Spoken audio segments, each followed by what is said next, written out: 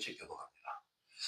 예수께서 비유로 여러 가지를 그들에게 말씀하여 이르시되 씨를 뿌리는 자가 뿌리러 나가서 뿌릴새 더러는 길가에 떨어짐에 새들이 와서 먹어버렸고 더러는 흙이 얇은 돌밭에 떨어짐에 흙이 깊지 아니하므로 곧 싹이 나오나 해가 돋은 후에 타서 뿌리가 없으므로 말랐고 더러는 가시떨기 위에 떨어짐에 가시가 자라서 기운을 막았고 더러는 좋은 땅에 떨어짐에 어떤 것은 100배 어떤 것은 60배 어떤 것은 30배 결실을 하였느니라. 아멘. 오늘 마태복음 강의 21번째 시간으로 왕의 하나님 나라 비유 이런 제목으로 말씀을 선포하겠습니다. 이 마태복음 13장은 왕으로 오신 예수님이 세우시는 바로 하나님 나라에 대한 비유입니다. 이제 오늘 본문 외에 계속 다음 주까지 이 하나님 나라가 어떤 나라인가 그 실체를 정확하게 비유로서 말씀하십니다. 예수님의 구원 사역의 핵심은 바로 하나님 나라를 건설하는 그런 일이었습니다. 하나님 나라를 만들고 거기에 모든 믿는 자, 구원받은 자를 하나님 나라에 살도록 하는 것이 예수님이 이 땅에 오신 목적이죠. 그래서 오늘 이 말씀을 이렇게 보면 13장까지 이렇게 진행되는 과정이 예수님의 공생의 기간 중에 상당히 오래 진행된 그 후의 일입니다. 그래서 13장이 거의 끝날 쯤 되면 이제 공생의 2년 차, 2년 동안 주님의 제자들을 계속해서 양육하고 또 그 대열에 두루두루 또 저와 여러분 같은 또 후대의 사람들도 예수님의 제자가 어떻게 해서 될 수 있는가 그 제자도를 가르치는 그런 교훈하는 메시지입니다. 오늘 그 중에서 이 씨 뿌리는 비유와 바로 그 네 가지 마음밭에 대해서 제가 강조하고 있죠. 오늘 핵심적으로 이 마음밭을 준비를 어떻게 하느냐에 따라서 하나님 나라에 들어갈 수도 있고 못 들어갈 수 있다는 거죠. 우리가 하나님 나라를 바라고 다 가기 원하지만 기본적으로 그 마음밭이 준비되어야 된다는 거예요. 그래서 이 지상에서 가장 중요한 사역은 예수님은 그 말씀에 씨를 뿌리는 것입니다. 씨를 뿌려서 씨로 그것이 끝나는 것이 아니라 씨가 자라서 열매 맺는 것을 원하겠죠. 그래서 결국 씨가 뿌려지는 그 생명의 씨, 하나님 말씀의 씨는 골고루 뿌려지지만 그것을 이제 받는 밭의 흙의 상황은 다르다는 거예요. 어떤 흙은 깊고 어떤 흙은 얇게 되어 있죠. 그 얇고 깊다는 것은 그 말씀을 받는 마음의 상태를 말하는 거예요.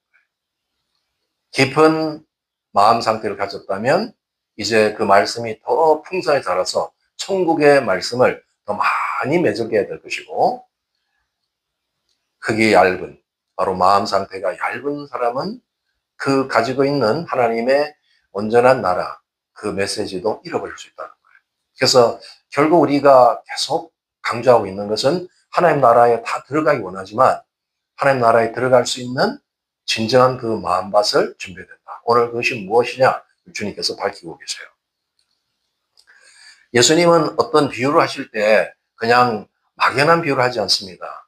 상상에 의해서 어떤 우화로 말씀하는 게 아니고 생활 현상에서 사람들이 다 알고 있는 아주 상식적이고 경험을 다 하고 있는 그런 내용을 가지고 비유를 말씀하기 때문에 이 비유는 오랜 세월이 지나도 지금 2000년이 지나도 그 메시지는 정확하게 우리에게 전달될 수 있죠. 그래서 우리 예수님은 그 가르치는 교사로서의 탁월한 그런 기름붐이 있었습니다. 유대의 땅은 상당히 척박한 땅입니다. 그러나 농경 생활을 하고 농사를 짓고 살았어요. 그러다 보니까 농사의 이 방법이 지금 우리가 경험하는 우리 한국에서 그동안 여러분이 농사는 안 지어도 농사 짓는 걸 많이 봤잖아요. 그런 토양하고 전혀 다릅니다. 우리나라의 토양은 참 축복받아가지고 땅이 기름져요. 그래서 잘 이렇게 골을 파가지고 순서대로 씨를 심으면 그 씨들이 다 자라서 열매를 맺습니다. 그러나 유대 땅은 그렇지 않습니다. 땅이 어떻게 좋은 땅도 있고 여러 가지 돌밭도 있고 다양한 밭이 있기 때문에 그 언제 그것을 다 고르겠어요. 그래서 씨는 낭비가 될지 모르지만 골고루 그냥 흩어요. 자기 지역에 농지가 있으면 거기서 막 흩어가지고 그 중에 좋은 밭에 뿌려진 씨가 자라는 것을 기대하는 거예요. 그래서 오늘 여기 보면 네 가지 어떤 밭을 말씀하는데 그것이 바로 이제 주님이 가르치고 싶어 하는 그 마음의 상태를 말씀하는 거예요. 이 길가라는 것은 이제 그 구역이 있어서 자기 땅이 다 있지만 어쨌든 통행로가 있어야 되죠. 그러니까 길을 만들어서 통행로에 가야 되는데 어떤 씨는 그 통행로에 떨어진다는 거예요. 그럼 그거는 새 먹이밖에 안 돼요. 너무 단단히 굳어가지고 그것은 안으로 들어갈 수 없는 그런 씨의 상황이라는 거죠. 그래서 이것은 뭘 말하냐? 아주 단단히 굳어진 마음, 닫혀진 마음, 말씀에 반응할 수 없는 그런 마음. 그래서 이 마음은 공동통일로라는 게 뭐 자기 기준이 아니기 때문에 다 이제 경계도 없고 어떤 거기에 들어가는 제한도 없죠. 그러다 보니까 이것은 타인 중심 마음. 내 마음은 아무 상관이 없다. 말씀하고는 상관없는 그런 마음이 타인 중심 마음. 그래서 이런 길가에 뿌려진 씨는 그 말씀은 사탄이 그냥 뺏어가고 전혀 깨닫지 못하는 반응이 없는 그런 사람을 말합니다. 대부분 이것은 거의 불신자 비슷한 사람들이죠. 말씀에 관심이 전혀 없고 뭘 말하는지 기대감도 없는 이런 사람을 길가밭이라고 해요. 이제 돌밭이 있습니다. 돌밭은 조금 이렇게 흙이 있는 얇은 표토층이 있어요. 그러나 그 밑에는 암석이 받치고 있어요. 그 석회암이 많은 지역이 바로 유대 땅이기 때문에 표토층이 너무 얇아가지고 씨가 뿌려지면은 잠시 발화가 됩니다. 씨가 이렇게 자라긴 하는데 뿌리를 깊이 내릴 수가 없어요. 그래서 그 강렬한 태양빛에 다 타주고 없어져 버리는 그런 상태를 말합니다. 이것은 뭘 말하냐? 말씀이 금방 역사를 해요. 말씀을 기쁨으로 받아들이긴 하는데 어떤 외형적인 압박이 왔을 때 환란이나 핍박이 오면은 금방 거기서 쓰러져 버리는 넘어지는 자들. 그래서 이런 마음을 가진 자들은 자기 중심의 마음이다. 그것을 견디지 못하고 아주 충동적이고 신앙이 아주 연약한 그런 소유자들을 돌밭이라고 해요. 그래서 그 돌밭의 말씀을 뿌려봐야 별로 결실하는 게 없다는 거예요. 이제 세 번째 밭은 나름대로 이제 좋은 밭과 같은 환경은 있습니다. 그러나 거기에 가시와 엉겅퀴가 뒤섞여 있는 가시떨기 밭이라는 거죠. 그것은 뭘 말하냐? 그 씨가 심겨지면 그 가시 엉겅퀴의 생명력 때문에 제대로 자라질 못해요. 이것은 세상의 염려, 또 여러 가지 재리의 그런 유혹들, 일락을 추구하는 이런 마음들 때문에 기운이 막혀가지고 하나님의 말씀이 제대로 역사를 하지 못합니다. 그래서 이것은 세상 가치관을 가지고 세상의 세속을 쫓아가는 그런 마음. 그게 세상 중심의 마음이라고 해요. 말씀을 잘 알아듣고 받기도 하지만 이것은 세상적인 욕심 때문에 결실하지 못하는 그런 마음. 이런 마음 가지고는 하나님 나라에 들어갈 수 없다는 걸 말하죠. 그래서 하나님이 계속해서 강조하는 것은 그 당시에도 다 농사라면은 이렇게 많은 열매를 맺고 또 그것을 통해서 이제 일련의 삶을 살아가는 그 농경사회에서 정말 간절히 바라는 것은 이 씨가 뿌려질 때에 좋은 밭에 뿌려지길 원하는 거예요. 그 좋은 밭이 뭐냐? 그것은 좋은 토양의 환경을 가지고 물과 양분을 잘 공급받아서 수확을 이루는데 오늘 예수님께서 하신 말씀에 보면 이 밭에 열매를 맺을 때 이제 100배, 60배, 30배 또는 30배, 60, 100배 어마어마한 결실을 맺는다. 씨가 하나 심겨지는데 열매는 100개가 나온다. 이게 좋은 밭의 특징이다. 결국 주님께서 천국에 들어갈 수 있는 마음은 좋은 밭인데 말씀에 즉각적인 반응을 하는 예민하게 반응해서 또 자신을 돌아보고 회개하고 또 순종할 수 있는 그런 부드러운 마음. 그래서 하나님의 말씀이 언제라도 뿌려졌을 때 그 생명력으로 열매 맺는 마음. 그래서 이것이 바로 진리 중심의 마음, 주님 중심의 마음이라는 거예요. 주님께서 강조하는 것은 이 좋은 밭이 되어야 된다.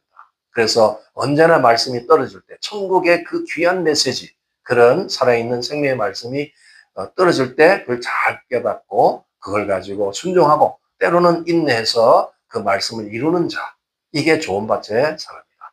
결국 하나님께서 천국은 아무나 들어가는 것이 아니에요. 우리가 천국은 참 좋은 것이고 놀라운 기업이 있는 것이고 다 원하지만 그 천국에 들어가는 조건은 좋은 밭이 있어요. 그 좋은 밭에 하나님의 생명의 말씀이 뿌려져서 열매 맺고 결실하는 자들만이 들어갈 수 있다. 이런 얘기입니다. 오늘 이런 이제 네 가지 밭을 얘기할 때 여러분 한번 생각해 보겠죠. 나는 어떤 밭일까? 모두 다 좋은 밭이 되길 원하죠. 원하는 건 있지만 진짜 내가 좋은 밭인지는 한번 생각해 봐야 돼요. 그리고 어제까지 내가 좋은 밭이라 할지라도 오늘 내가 좋은 밭이 되냐? 그렇죠. 어떤 사람 자기가 항상 좋은 밭인 줄 알아요. 아닙니다. 그날 상황에 따라서 좋은 밭이었다가 가시떨기 밭으로 추락할 수도 있고 돌밭이 될 때도 있고 그런 거예요. 그래서 주님의 바람은 이 아주 완악한 마음, 견고하고 단단해서 하나님 나라, 하나님에 들어갈 수 없는 이 마음들을 다 갈아엎어야 된다. 잘 갈아가지고 거기에 기름지게 해서 좋은 밭을 만드는 걸 원해요. 여기에 길가와 돌밭, 가시떨기 밭이 나한테 느껴진다면 이거는 이제 오늘 철저히 해결해야 됩니다. 왜냐하면 하나님의 역사를 이룰 수 없는 내 마음 상태이기 때문에 아무리 귀한 것이 오더라도 훌륭한 메시지를 받아도 그 사람은 아무런 영향을 못 받고 죽음의 밭이 되는 거예요. 거기 이제 공통점이 뭐냐? 이 완악한 마음의 특징은 믿지 않는 악심이에요. 우리가 주님하고 이제 교제를 시작할 때, 구원을 시작할 때 가장 중심에는 믿음이 있잖아요. 근데 믿질 않아. 의심이 많고, 하나님이 약속하면 그걸 믿질 않고, 이런 마음들이 완악한 마음이에요. 또는, 하늘 나라는 긍정적인 것이죠. 주님은 있으라면 있는 거고, 그분 앞에는 어떤 장애가 없죠. 근데 자신은 부정적으로 생각하고, 의심하고 부정적인 생각을 갖는 거. 이게 다 완악한 마음이에요. 또 교만해서 어떤 기준으로 남을 정죄 판단하는 거. 또 죄가 있는 마음. 이 완악한 마음이죠. 또는 우리 한국인들에게 참 약점, 신앙생활을 열심히 하는데 자기 의가 충만해. 자기 의의 기준, 그 헛누드기 같은 그 의를 가지고 열심히 종교생활하는 사람이 있어요. 그런 밭은 하나님의 생명에 역사할 수가 없어요. 그 자기 의를 버리고 하나님의 의를 받아들여야 돼요. 그래서 많은 사람이 고생하다가 염려에 못 맺는 경우가 이런 종교적인 열심을 갖는 사람이죠. 자기 의라는 걸 빨리 죽여야 됩니다. 그리고 남을 의식하는 이런 사람들. 완악한 마음. 또는 에베소 4장 17절에 보면 이 세상에 이 불신 세계에 허망한 생각을 하는데 허탄해. 생각 자체가 아주 공상에 허망한 생각하고 있는 이런 자체가 완악한 마음의 상태라는 거죠. 또 아주 무섭게 경고하고 있는 히브리서 6장에 배교하는 마음. 우리가 배교하면 나는 배교 안 하지 이렇게 생각하죠. 물론 배교는 절대 안 되죠. 배교라면은 구원을 잃어버리기 때문에 이 종말에 사단은 우리가 미혹받아서 배교하게 만드는 거예요. 다른 타종교로 개종하는 일은 잘 안 할 거예요. 뭐 그런 사람도 있죠. 그렇지만 우리가 삶을 사는 가운데서 예수님을 부인하고 있는 게 배교예요. 수 없는 상황들이 벌어질 때 우리가 주님을 시인하고 사느냐, 주님을 부인하고 사느냐를 잘 보셔야 됩니다. 생활 속에 일어난 배교가 더 심각한 거예요. 그런 식으로 삶에 주님이 주권이 없는, 주님을 이제 주로 모시지 않는, 주님을 온전히 시인하지 않는 그 삶, 그 자체가 배교의 마음.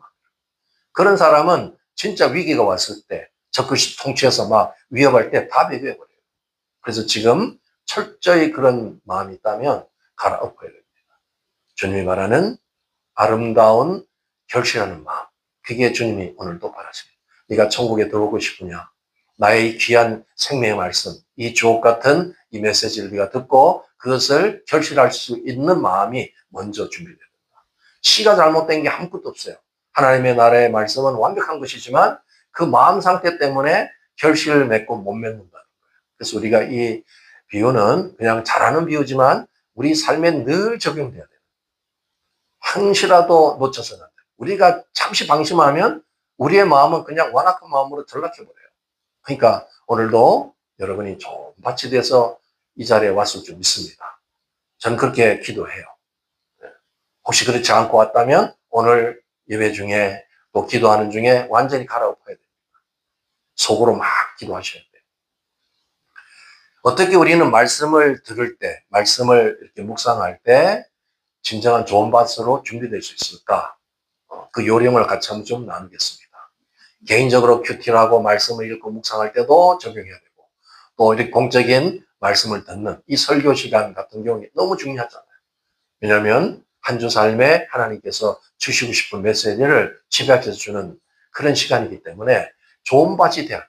그러기 위해서는 항상 말씀 듣기 위해서 또 설교를 듣기 전에 영적인 배고픔이 있어야 돼요. 배고픔을 갖고 와야 돼. 어떤 분은 너무 배가 불러와요. 그럼 뭐가 그렇게 기대가 있겠어? 여러분이 지금까지 먹어본 음식 중에서 제일 맛있는 음식이 어떤 음식입니까? 또 이렇게 겉으로 얘기는 하지 말고 속으로 한번 대답해 보세요. 그래서 이 사오정 같은 사람은 이제 어떤 대답하냐? 그건 당연히 갈비지. 뭐 불고기지. 이러면서 이제 대답한 사람이 혹시 있을지 몰라요. 그건 사오정이야. 가장 맛있는 음식은 내가 배고플 때 먹는 음식이에요.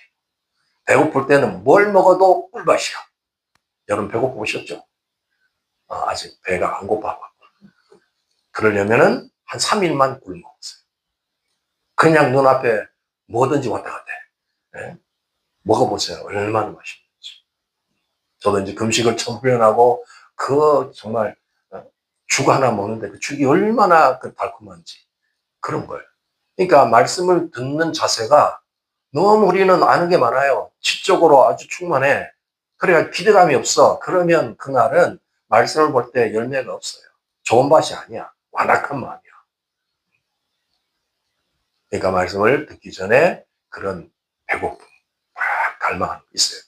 그걸 위해서 우리가 해야 될 게 바로 준비하는 기도예요. 말씀을 읽을 때도 설교를 들을 때도 준비한 심령의 기도가 필요하고 오늘도 주님 나에게 말씀해 주세요. 내가 정말 이제 배고픕니다. 나를 먹여주세요. 이런 기도가 필요해요. 또 정결한 심령. 심령이 깨끗하고 정결해야 돼. 또 영적인 그런 사모함. 이게 있어야죠.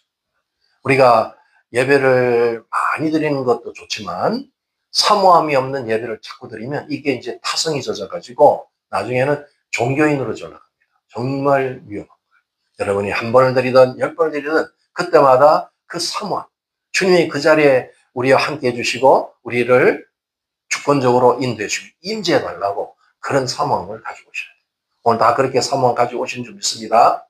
할렐루야. 또 우리가 뭘 준비해야 되냐?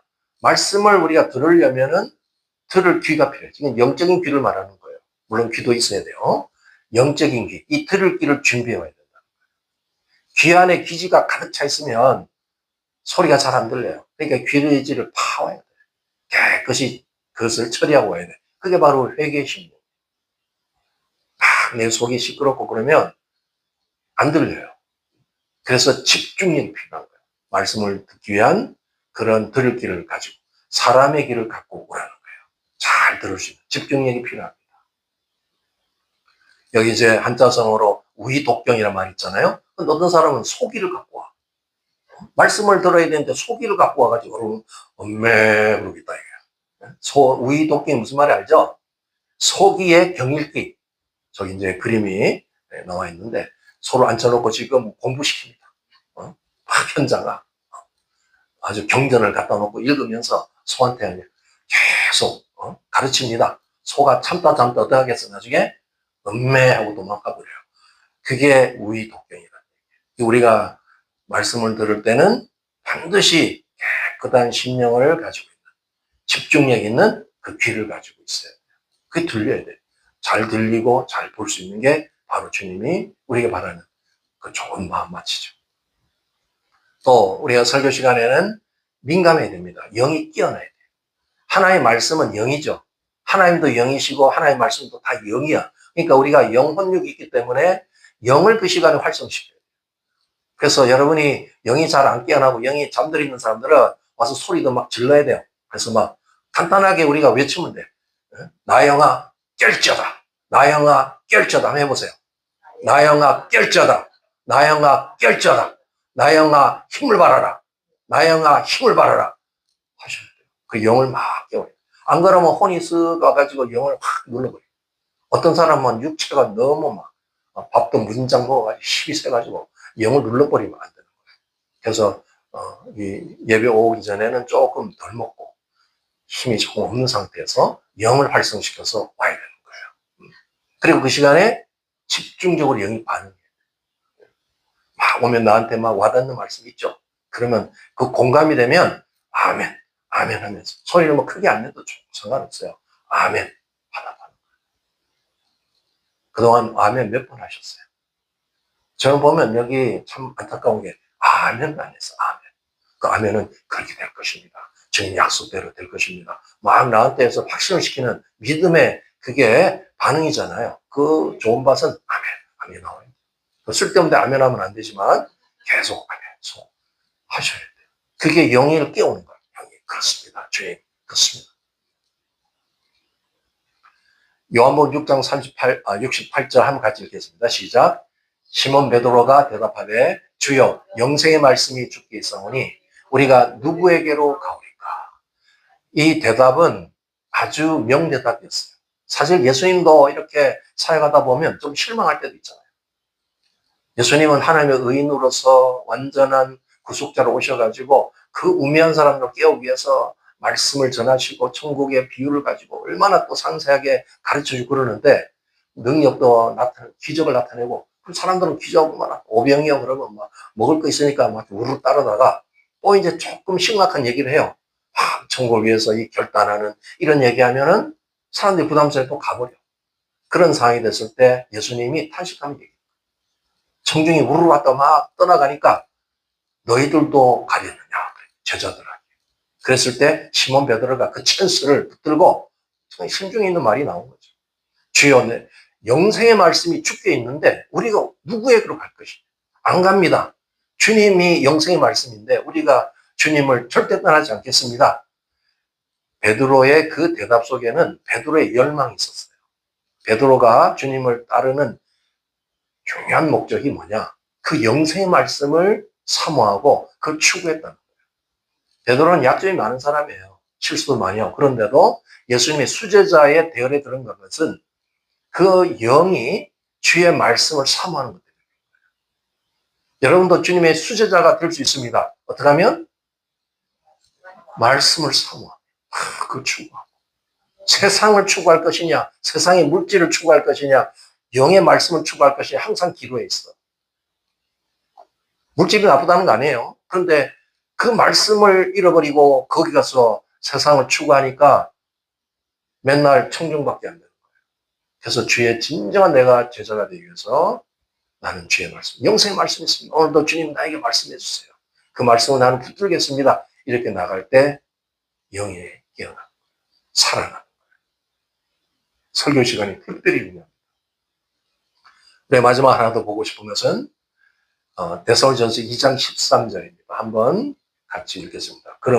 이러므로 우리가 하나님께 끊임없이 감사함은 너희가 우리에게 들은 바 하나님의 말씀을 받을 때에 사람의 말로 받지 아니하고 하나님의 말씀으로 받음이니 진실로 그러하다.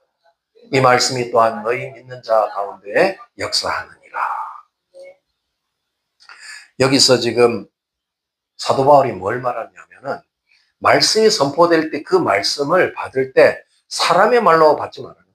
이게 내가 바울의 말이 아니다. 바울은 그냥 입을 열어서 대언할 뿐이지 그건 하나님의 말씀이다. 설교가 그런 거죠. 많은 사람들이 설교를 하나님의 마음 말씀으로 받지 않고 판단하고 있어요. 설교 잘하네? 왜 저렇게 설교하지? 자기의 잣대로 그렇게 판단하고 있으면 안 되는 거예요. 여기에 오늘 말씀이 전요셉 목사의 말씀이 아니에요. 저도 주님의 말씀을 대언하기 위해서 애를 쓰고 그 말씀을 전달하는 과정이 있는 것이니까 어떤 설교를 들을 때도 하나님의 말씀으로 받으라는 거예요. 그게 우리의 영을 깨우는 거고 우리 영적 성장과 축복받는 비결이에요. 그래서 대부분 제가 이렇게 그동안 많은 사람들을 또 경험도 하고 우리 교회도 많은 사람을 경험해봤는데 이 설교의 은혜를 못 받는 사람들은 삶이 형통하지 못하더라고요. 결국은 오래 못 버티더라고요. 왜 그러냐? 자꾸 사람을 판단하게 그래요. 이게 아니고 하나님의 말씀으로. 오늘 설교는 하나님의 말씀이다. 그렇게 해서 받아들였어요. 그러려면 어떻게 되냐? 우리가 깨어서 설교 시간에 굉장히 집중해야 돼요.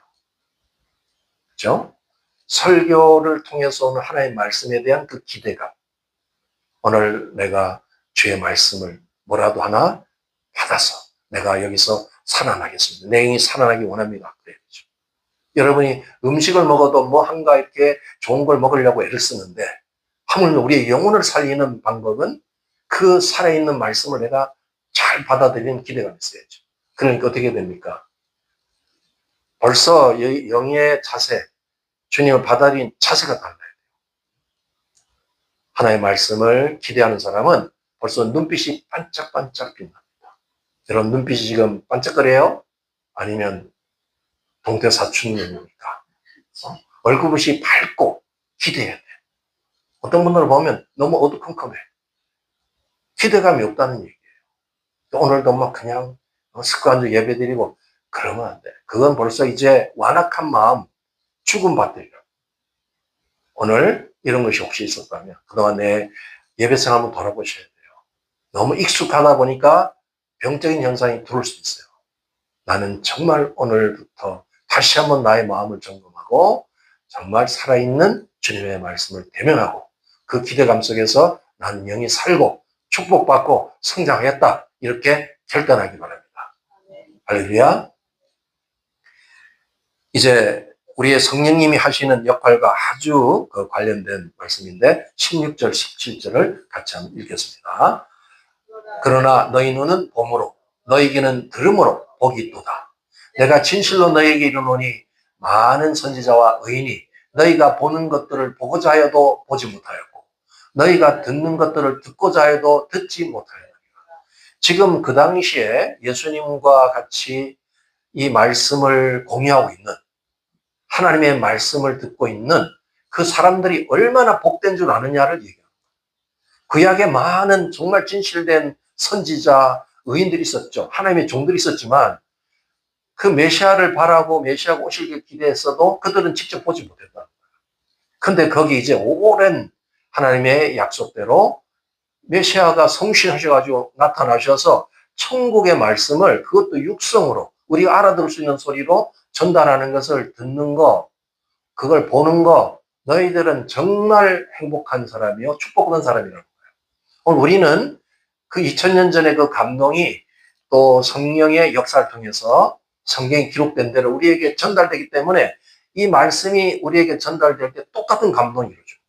그래서 우리가 이 마태복음 강해를 깊이 잘해야 된다는 거죠. 살아있는 생명의 말씀, 구약에는 그렇게 보고 싶어도 보지 못했던 예수의 말씀이 직접 전달되는 이 순간이 얼마나 귀한 것이냐. 감사합니다. 그래서 우리가 이제 성경의 많은 부분이 다 좋고 우리가 유익하지만 이 사복음서, 특별히 예수님이 말씀하신 거, 말씀 또 사역하신 거, 이거는 자주 읽고 그 중에서 또 엑기스로 주어진 게 마태복음 5장부터 7장까지 산산수 말씀. 그거 자주 읽어요. 그거는 읽으면 얼마 안 걸려요. 뭐 10분, 20분이면 읽을 수 있어. 여러분이 매일 생활에 그걸 읽는 걸 저는 추천합니다. 읽고 묵상하고 그 말씀을 돌아보고 자꾸 그랬을 때 그게 이제 좋은 밭에 말씀이 뿌려질 때 천국 시민으로 사는 거예요. 오늘 한 사람이 이 좋은 밭이 돼가지고 마음이 바뀌고 이 축복된 그런 좋은 밭의 마음이 된다면 그 주변을 살릴 수 있어요. 내가 좋은 밭이 되면 열매를 맺어가지고 주변에 연약한 사람들, 공급될 사람들을 먹이고 살릴 수가 있어요. 그러나 반대로 내 마음이 회복이 안 되고 그 마음이 완악한 마음이 된다면 주변이 다 죽는 거예요. 그래서 여러분은 여러분의 사명감을 갖고 이제 내가 좋은 밭으로 이렇게 깨달은 마음으로 회복된 마음으로 내 삶의 열매를 맺기를 나는 간절히 바라는 그런 여러분의 추구와 기도가 있어야 됩니다. 성령님이 오늘 하시는 일이 뭐냐? 위대한 일이 뭐냐면 예수님을 조명시키는 거예요. 예수님이 어떤 분이라는 거. 예수님이 하신 그 말씀을 정확한 뜻으로 알려주는 거예요. 그래서 성령님은 성령 자신의 얘기를 하지 않습니다. 예수님의 말씀을 전해요. 그게 예수님의 뜻을 조명하는 거예요. 오늘 이 시대에 하나님의 말씀이 어긋나지 않게끔 예수님의 말씀이 정확한 뜻으로 전달되도록 성령이 그걸 깨닫게 해주시는 거예요. 그래서 오늘 말씀처럼 보지 못하는 것을 보도록 해주고 듣지 못하는 것을 듣도록 해주고 감각을 잃어버린 자에게 감각을 느끼게 해주는 거, 그분이 성령님이 하시는 거예요. 그래서 우리가 성령 충만해야 돼요. 성령의 불이 펄 타고 성령의 기름부음을 받아야 말씀이 역사하는 거예요. 지적으로 말씀을 아무리 읽고 연구를 해봐야 말씀을 제대로 파악 못합니다. 그런 마음은 좋은 밭이 될 수가 없어요. 지성은 있을 수 있어. 근데 교만으로 빠져. 대부분 그런 사람 다 교만해져요. 그게 아니고 말씀을 성령님으로 읽어야 돼요. 말씀이 오늘도 내 밭에 아주 아름다운 이 마음밭이 되어서 그런 좋은 밭에 뿌려줄 수 있는 말씀이 되게 성령님 나에게 조명해 주세요. 그래서 그 말씀 붙들고 그걸 가지고 인내로 순종하고 따라나갈 때 30배, 60배, 100배의 결실이 나타납니다. 그래서 우리의 속사람이 변하는 거예요. 우리 영적으로 성장하게 돼요. 축복을 받으니까 또 표적, 기적, 이사 이런 것이 막 나타나는 거예요. 그래서 우리의 삶이 주님을 경험하는 천국의 삶이다. 이 관계에서부터 시작돼요. 그러니까 모든 것은 다 주어져 있습니다. 여러분이 예수를 믿는 순간부터는 하나님의 자녀요. 또 하나님의 그런 권속이 되어서 똑같은 생명의 말씀을 다 전달받을 수 있는 그런 특권을 다 누리고 있어요.